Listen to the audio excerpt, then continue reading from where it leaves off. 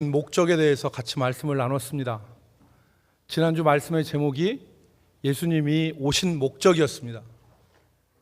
제가 기대는 많이 하지 않고 여러분들에게 여쭤보겠습니다. 예수님이 이 땅에 오신 목적이 무엇이라 우리가 지난주에 나눴습니까? 할렐루야. 대부분 말씀을 들으면 금방 잊어버린다고 그래요. 그래서 지난주에 무슨 말씀을 했는지 잘 기억이 안 난다고 하시는 분들이 종종 있습니다. 그래서 한번 여쭤봤어요. 예수님이 이 땅에 오신 목적이 무엇인가? 우리가 지난주에 예수님이 이 땅에 오신 목적을 섬기기 위해서 오셨다 그랬습니다. 마태복음 20장 28절에 보면 인자가 온 것은 섬김을 받으러 온 것이 아니라 도리어 섬기려 하고 또 자기 목숨을 많은 사람들의 대속물로 주려 함이라. 이 말씀을 우리가 지난주에 같이 나눴습니다. 그러니까 예수님의 오신 목적은 섬기려 오신 거예요. 세상은 섬김이 아니라 권력과 횡포로 사람들을 대하는데 주님은 제자들에게 뭐라고 말씀하셨냐면 너희 중에는 그렇지 않아야 하리니 그랬습니다. 너희 중에는 그렇지 않아야 하리니. 그리고 너희 중에서 으뜸이 되고자 하는 자는, 크고자 하는 자는 섬기는 자가 되고 종이 되어야 한다. 이렇게 말씀하셨습니다. 그리고 예수님은 이 말씀을 마치신 이후에 친히 예루살렘으로 올라가는 길에, 예수님이 예루살렘으로 왜 올라가세요? 지금 관광하러 올라가시는 게 아니에요. 예수님이 예루살렘에 올라가시는 이유는 죽음을 당하시기 위해서. 이제 얼마 안 있으면 고난과 죽음을 당하는 일이 예수님 앞에 놓여져 있는데 그렇기 때문에 마음적인 여유가 예수님 앞에 있었다고 볼 수 없죠. 그 죽음을 앞에 두고 예루살렘으로 올라가는 도중에 예수님은 소경 두 사람을 섬기셨어요. 앞을 보지 못하는 인생의 고통 가운데서 소리를 지르는 그 두 명의 소경을 바라보시고 자신의 일정을 바꾸어서 그 두 소경을 섬기시고 종이 되셨어요. 그러니까 예수님은 이 땅에 섬김을 위해서 오셨습니다. 섬김을 받는 것이 아니라 도리어 섬김을 위해서 오셨는데 제가 12월에 우리 성도들과 어떤 말씀을 나눌까 이렇게 생각하다가 12월에는 우리 예수님에 대한 말씀을 같이 나눴으면 좋겠다 이런 생각을 했어요.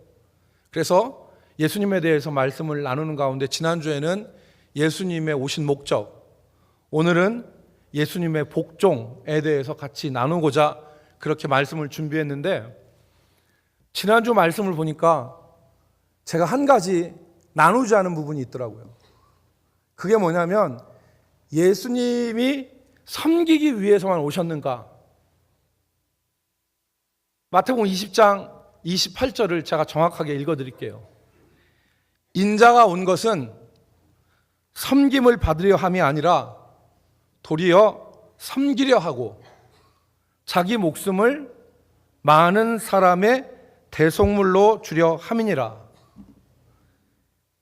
그러니까 예수님은 왜 오셨느냐? 섬길 뿐만 아니라 자기 목숨을 많은 사람들의 대속물로, 즉 구원을 위해서 오신 것을 말씀하고 있습니다. 즉 이 땅에 오신 목적은 섬기실 뿐만 아니라 우리의 구원을 위해서 예수님이 오신 것을 성경은 분명히 말씀합니다. 믿으시면 아멘 하시기 바랍니다. 제가 그런데 이 부분을 지난주에 강조하지 않았어요. 그래서 마음에 무거움이 좀 있었고 또 이 부분을 분명히 해야지만이 주님이 섬기기 위해서만 오셨는가 오해할 수도 있기 때문에 주님은 섬기기 위해서뿐만 아니라 우리의 구원을 위해서 이 땅에 오신 것이다. 아멘. 여러분, 그래서 예수님은 여기서 자기 목숨을 많은 사람들의 대속물로 주려 함이라 그랬습니다. 대속물이라고 하는 말은 지난주 말씀드린 대로 노예 상태에 있는 사람들을 풀어주기 위해서 내는 돈을 대속물이라 그럽니다. 헬라어로 리트론이라 그럽니다. 리트론. 이 리트론이란 말은 풀어주다, 묶여있는 사람을 풀어주다라는 말이 헬라어의 기본 동사인 르오라는 말인데, 그 르오라는 말에 돈이란 말을 붙여서 합성된 단어가 리트론이에요. 풀어주기 위해서 내는 돈이 대속물이라는 뜻입니다. 예를 들어 어떤 노예가 있는데, 이 노예를 그 노예 상태에서 해방시켜 자유인이 되게 하기 위해서는 그 노예 주인에게 리트론을 줬어요. 리트론을. 그 리트론을 받은 사람은 그 노예를 자유롭게 합니다. 여러분, 예수님이 이 땅에 오신 목적은 우리를 자유케 하시기 위해서, 즉 죄와 사망과 결박과 저주 가운데 있는 우리를 자유롭게 하기 위해서 이 땅에 오셨는데, 예수님이 지불하신 리트론, 우리를 자유롭게 하시기 위해서 지불하신 값은 뭐냐면 자기의 목숨이에요. 십자가에서 자기의 목숨을 우리에게 주심으로 우리를 자유케 하신 것입니다. 이게 예수님의 구원입니다. 그래서 죄의 결박과 저주와 사망으로 꽁꽁 묶여있는 우리들을 예수님께서 자유케 하신 거예요.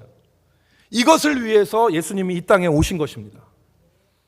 그래서 바울 사도는 에베소서 2장 1절에 뭐라고 말씀했냐면, 에베소서 2장 1절에 그는, 여기서 그는 예수님입니다. 그는 허물과 죄로 죽었던 너희를 살리셨도다 그랬습니다. 그리고 갈라디아서 3장 13절 말씀해 보면은 그리스도께서 우리를 위하여 저주를 받은 바 되사 율법의 저주에서 우리를 속량하셨으니 그랬습니다. 어디에서 우리를 속량하셨어요? 율법의 저주에서. 그러니까 저주와 죄와 허물 가운데 우리를 건지신 거예요. 그러니까 여러분, 예수님은 이 땅에 왜 오셨어요? 우리의 구원을 위해서. 구원을 위해서. 그래서 얽매여 있는 우리를 다 풀어 자유케 하신 거예요. 그래서 사도 바울이 로마서 8장 1절 2절 말씀에 이것을 말씀했습니다. 로마서 8장 1절 2절 말씀에 바울 사도가 그러므로 이제 그리스도 예수 안에 있는 자에게는 결코 정죄함이 없나니 이는 그리스도 예수 안에 있는 생명의 성령의 법이 죄와 사망의 법에서 너를 해방하였음이라. 할렐루야. 주님이 우리를 자유케 하신 거예요. 주님이 우리를 해방시키신 거예요. 주님이 우리를 위해서 이 땅에 구원을 위해서 오신 것이죠. 그런데 여러분, 이 말이 오늘날 많은 사람들에게 주님이 우리를 구원하시기 위해 오셨다는 이 말이 실체 없는 슬로건이 되어버렸습니다. 여러분, 실체 없는 슬로건을 들어보셨죠? 뭘 말하는지 모르겠어. 그런데 슬로건은 거창해. 이게 실체 없는 슬로건 아니에요? 주님이 우리를 위해, 우리의 구원을 위해서 오셨다고 하는 말을 우리는 그냥 실체 없는 슬로건처럼 받아들여요. 여러분, 그런데 주님이 우리를 구원하시기 위해서 오셨다는 말은 실체 없는 슬로건이 아닙니다. 주님이 십자가에서 죽음의 고통을 당하시고 수치와 부끄러움을 다 당하셔서 우리가 받을 죄로 인한 수치와 부끄러움, 그것을 주님이 다 담당하신 것이죠. 그리고 죄와 사망에서 우리를 건져주신 거예요. 여러분, 이것을 우리는 믿음으로 이 구원의 은혜를 누립니다. 믿음으로 구원의 은혜를 누려요. 주님이 날 위해서 십자가에 달리시고 피 흘리셔서 날 깨끗하게 하시고 날 자유케 하셨다는 것을 믿으면 그 주님의 능력의 역사가 우리 삶에 일어나게 되는 것입니다. 오직 믿음입니다. 여러분, 이것을 우리의 삶에 적용시켜 보겠습니다. 내가 만일 어떤 끊지 못하는 죄에 빠져서 나오지 못하고 계속 반복적인 죄를 짓고 있다면, 내 삶이 행복하지 못하고 불행하고 어떤 저주스러운 가운데 붙잡혀 있다면, 내 삶이 행복하지 못하고 자꾸 사망의 징조들이 드러나고 있다면, 여러분, 이것은 해결해야 될 문제입니다. 안 그러면 결론은 뻔하기 때문에. 여러분, 이 문제에서도 주님은 우리의 구원자가 되십니다. 우리를 구원하신 주님이시죠. 우리를 죄에서 건지시고 사망과 저주에서 건져내시는 분이 주님입니다. 이때 필요한 것이 우리가 주님을 믿는 거예요. 믿는 믿음이에요. 그런데 많은 사람들이 우리의 삶에서 주님을 인정하지 않습니다. 믿음이 없습니다. 이 문제가 믿는다고 해결돼? 이 문제가 믿음만 가지고 해결될 수 있는 문제야? 이런 생각을 합니다. 차라리 심리적인 상담을 받거나 다른 방법을 구해야지, 막연한 믿음만 갖는다고 이 문제가 해결되겠어? 라는 생각을 현대의 많은 사람들이 가지고 있습니다. 우리는 주님을 신뢰하지 않습니다. 주님이 구원자로 오셨다는 말씀을 우리는 그냥 성탄절에 그냥 한 번 스치는 말씀으로만 우리 귀에 들어버립니다. 우리는 어떤 면에서 오만해서 주님을 신뢰하지 않습니다. 입으로는 믿음 하지만 정작 믿음은 어떤 믿음만 가지고 있냐면 일주일에 한 번 교회에 올 믿음만 가지고 있습니다. 여러분, 냉정하게 한번 생각해 보십시오. 내 삶의 죄의 문제가, 죄가 내 삶에 나를 발목 잡고 결박하고 사망의 그림자가 내 삶에 드리워지고 악의 저주가 내 삶을 뒤덮었을 때 거기서 나를 건지시는 주님을 믿느냐 말입니다. 이게 믿는다고 해결되겠어? 우리에게 믿음은 교회에 올 만한 믿음밖에 없는 거죠. 일주일에 한 번. 여러분, 제가 우연히 한 여자분의 얘기를 들었습니다. 이 여자분의 얘기를 한번 들어보십시오. 이 어떤 젊은 여자분이 있었는데, 이 여자분이 어디 가서 즉석 떡볶이를 먹었어요. 즉석 떡볶이를 먹었는데 이 여자분이 즉석 떡볶이를 먹고 생각하기에 이거다 싶었어요. 이걸로 자계를 하면 내가 떡볶이도 잘하고 이 떡볶이가 잘 팔릴 것 같으니까 내가 가게를 한번 열어보겠다. 피를 받았습니다. 그래서 7일 만에, 작정한 지 7일 만에 3천만 원을 대출을 받아서 즉석 떡볶이 가게를 열었습니다. 창업을 했어요. 창업을. 생각대로 즉석 떡볶이 집이 잘 됐습니다. 이 30대 젊은 여자분이 즉석 떡볶이 집을 해서 남편한테 500만 원을 딱 줬어요. 살림에 보태 쓰라고. 하고 싶은 일 아니에요? 500만 원을 딱 줬어요. 그리고 자기 어머니 아버님한테도 용돈을 줬어요. 가게가 잘 됐습니다. 근데 조금 시간이 지나니까 세월호 사건이 터졌어요. 세월호 사건이 터지고 자기 가게 옆에 프랜차이즈 즉석 떡볶이 집이 생겼어요. 이 사람은 자기 이름 걸고 하는 건데 프랜차이즈 가게가 옆에 생긴 거예요. 그러니 그때부터 가게가 안 돼. 가게가 조용해지기 시작했어. 파리를 날리는 거예요. 손님이 안 와. 그러니까 이분이 하는 일이 뭐냐면 가게에서 책을 읽어. 열심히 독서를 했습니다. 방해받지 않아요. 손님이 안 오는 거야. SNS를 했어요. 가게가 안 되니까. 그러다가 어떤 전문가가 가게를 진단해 준다는 광고를 보고 신청을 했는데 당첨이 됐어요. 그래서 전문가가 자기 가게에 와서 진단을 했어요. 가게를 쭉, 즉석 떡볶이집을 쫙 봤는데 그 전문가가 이 여자 보고 가게에 와서 한 첫 마디가 뭐냐면 이 가게 망했네. 이 가게 망했네 라는 소리였어요. 여자분이 그 말을 인정하기가 싫었습니다. 그래도 한 달이면 통장에 100만 원은 남는데. 그러나 곰곰이 생각해 봤어요. 하루에 12시간 넘게 일하고 한 달에 2번밖에 안 쉬는데 한 달에 통장에 100만 원 남으면 이건 거의 망한 거와 같은 것이다. 전문가의 조언을 들었습니다. 그리고 제일 먼저 한 일이 뭐냐면 그 주방에 있는 소파를 치웠어요.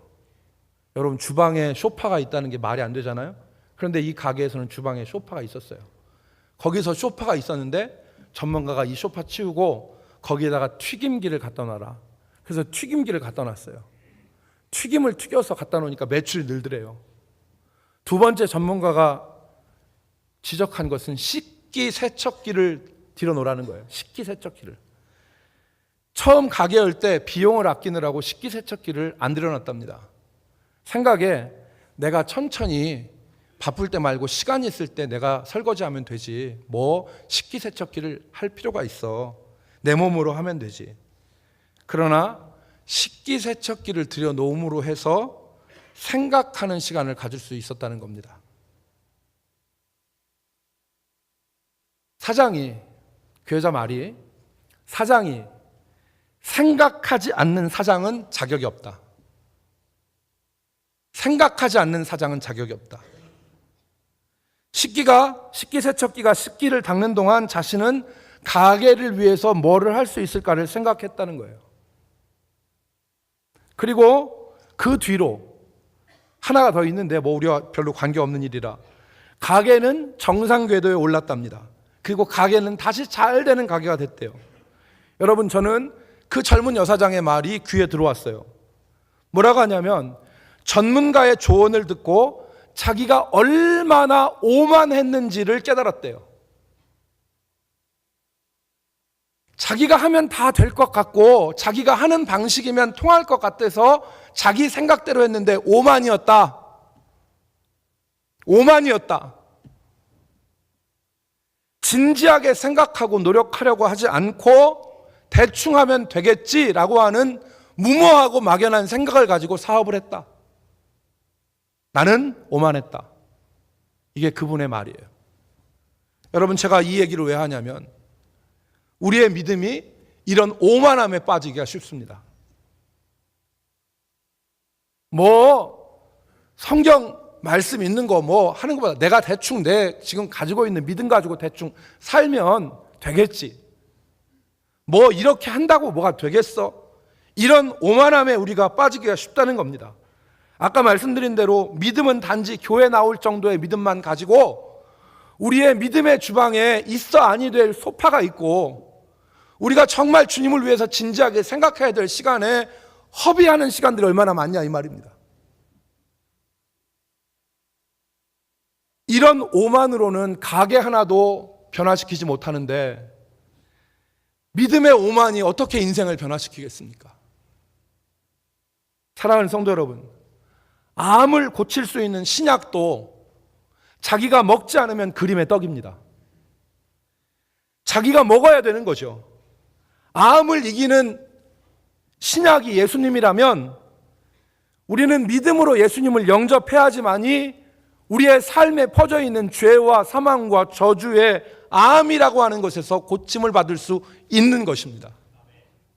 사랑하는 성도 여러분, 성경은 우리에게 십자가에 달린 예수님을 바라보라고 합니다. 모세가 광야에서 뱀을 든 것 같이 인자도 들려야 되리니 이는 저를 믿는 자마다 보는 자마다 멸망치 않고 영생을 얻게 하려 하심이라 그랬어요.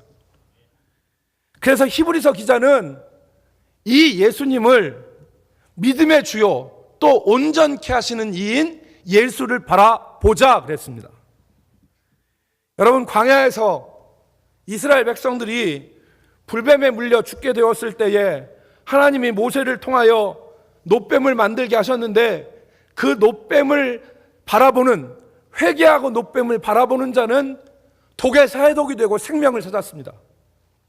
우리 시대에 모세가 놋뱀을 든 것처럼 날 위해서 십자가에 피 흘리고 죽으신 예수님을 믿음으로 바라보면, 회개하고 바라보면 구원을 받는 역사가 우리의 삶에서 일어나는 것입니다. 독이 가시고 저주와 불행에서 구원을 받습니다. 그러므로 히브리서 기자가 믿음의 주요 또 온전케 하시는 이인 예수를 바라보자라고 말한 것입니다. 사랑하는 성도 여러분, 주님을 바라보시기 바랍니다. 우리의 구원자가 되시는 주님을 바라보시기 바랍니다. 주님은 우리의 삶의 모든 불행과 저주와 그리고 사망의 굴레에서 우리를 건지실 구주로 이 땅에 오셨습니다. 여러분, 저는 우리 성도들을 만났어요. 우리 성도 가운데 회복된 가정들이 참 많이 있습니다.